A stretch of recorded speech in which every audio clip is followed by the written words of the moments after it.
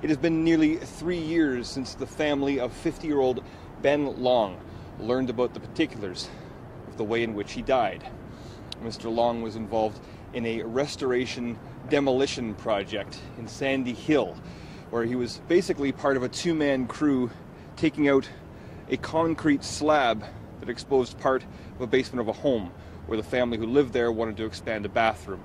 And he and another man, we heard today in testimony at an inquest, were chipping back the concrete using jackhammers, and they were standing on a layer of metal mesh, steel mesh. Now what had essentially had happened is they were jackhammering away when one of the men, Mr. Laviolette, told Mr. Long that after he felt a real waving motion that we should stop. And he testified today at the inquest that Mr. Long pressed one more time on the trigger of the jackhammer, and the 900-pound piece of concrete slab gave way, crushing him underneath.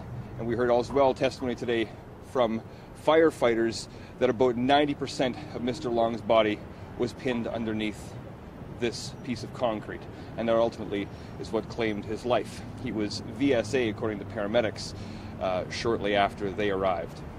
And speaking with the family today, we spoke with Mr. Leonard Long, who is the brother of Ben. We also spoke with Ben's widow and two of his sisters, and they say there is no way that they should have had to wait 3 years to find out the details they heard today. And I think they should have more compassion. It doesn't matter if there's 20 in the family, if there's a wife left, we should have more compassion, more understanding, a little bit with the law, you know. And yes, everything's supposed to be top secret, but they have inquests and it's open to the public.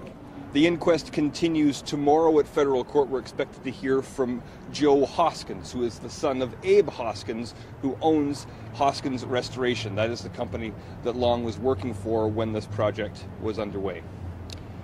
In Ottawa, Doug Hempstead for Sun News.